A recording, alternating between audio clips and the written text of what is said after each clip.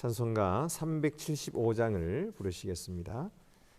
나는 갈 길 모르니 주여 인도하소서.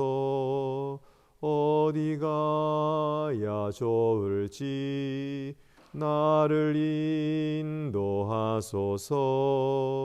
어디 가야 좋을지 나를 인도하소서. 아무것도 모르니 나를 가르치소서. 어찌해야 좋을지 나를 가르치소서. 어찌해야 좋을지 나를 가르치소서. 아이같이 어리니 나를 도와주소서. 힘도 없고 약하니 나를 도와주소서. 힘도 없고 약하니 나를 도와주소서. 마음심이 슬프니 나를 위로하소서. 의지 없이 다니니 나를 위로하소서. 의지 없이 다니니 나를 위로하소서. 아멘. 하나님 말씀은 민수기 9장 15절에서 23절입니다. 23절 말씀을 읽겠습니다.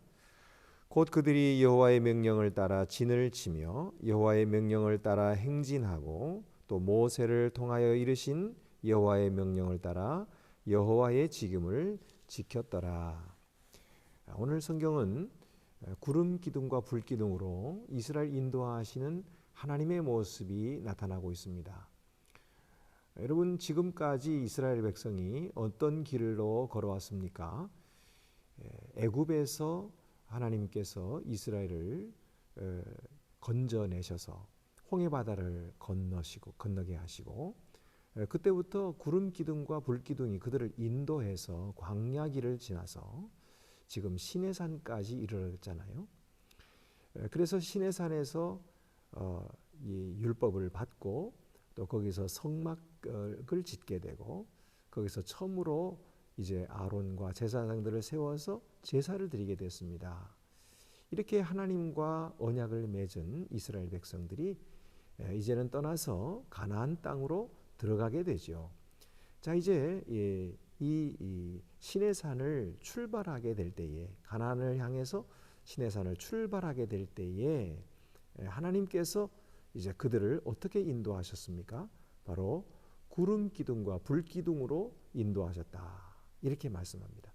오늘 성경을 보면은 이 구름이 그 성막 위에 내려와 있었다 하는 것입니다.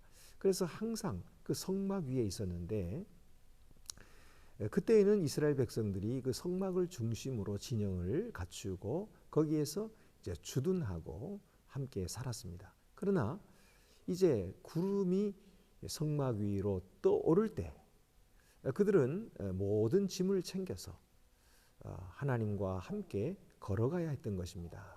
그래서 그들이 있던 자리를 떠나서 구름을 따라 걸어가야 했던 것이죠. 그리고 또 그 구름이 다시 내려올 때는 이스라엘 백성들은 그곳이 어디든지 다시 그곳에 정착하며 살아야 했던 것입니다. 어떨 때는 1년 동안 머물기도 하고, 또 어떨 때는 한 달 동안 머물기도 하고, 어떨 때는 하루를 머물고 또 떠나야 하는 경우도 있었습니다. 이 모든 것은 하나님께서 결정하시는 일이었고, 이스라엘 백성들은 그대로 따라갔던 것이죠. 이것은 무엇을 말씀해 주고 있습니까? 이제부터 이스라엘 백성들의 삶을 인도하시는 분은 하나님이시라는 것입니다. 이 하나님의 뜻대로 그들을 인도하시고 떠나야 할 때를 가르치시고 머물러야 할 때를 가르치시고 또 가는 방향도 하나님이 정하시는 것입니다. 그래서 하나님의 인도를 따라 걸어가는 이스라엘 백성들의 모습이 나오고 있습니다. 그들은 그렇게 하나님의 말씀에 순종했고 하나님의 인도하심을 따라갔던 것입니다. 오늘 우리들의 인생의 삶도 그렇지 않습니까? 하나님께서 우리의 인생을 인도하고 계십니다. 우리는 어디로 가는지를 다 알지 못합니다. 우리 인생 앞에 있을 일이 어떤 것인지 우리는 알지 못합니다. 그러나 하나님의 인도하심은 분명히 우리와 함께 계십니다. 그래서 하나님은 우리를 사랑하시고 우리를 지키시고 우리를 보호하시고 그리고 또 우리가 갈 길을 인도하시는 것입니다. 여러분, 이것이 이스라엘 백성들의 삶이었다면 오늘 우리들의 삶에도 하나님이 함께 계심을 믿으시기 바랍니다. 하나님은 우리의 삶에 살아계셔서 우리와 함께 거하시고 그리고 우리를 떠나지 아니하시며 우리를 인도해 주시고 계시는 것입니다. 양들이 목자의 인도를 따라서 꼴을 먹고 물을 마시고 그리고 편히 누워 잠을 자는 것처럼 우리의 인생에도 하나님께서 목자가 되셔서 우리를 인도하고 계심을 확신할 때에 우리는 즐거워하며 기뻐하며 이 길을 걸어갈 수 있을 것입니다. 물론 이제 앞으로 이제 나오게 될 이야기는 이스라엘 백성들 중에 어떤 사람들은 이 하나님의 인도하심을 거절하고 왜 하나님이 이 광야에 데리고 나와서 우리를 죽이려고 하느냐, 이 매장지가 없어서 우리를 여기에서 죽이려고 하느냐 하고 거역하기도 하고 또 원망하기도 하고 불평하기도 합니다. 또 그런 원망 때문에 또 불신 때문에 그들이 가나안 땅에 들어가지 못하고 그 가나안 땅에 들어가는 것이 연기되고 그리고 또 그들이 많은 희생을 치르게 되고 생명을 잃어버리기도 되지요.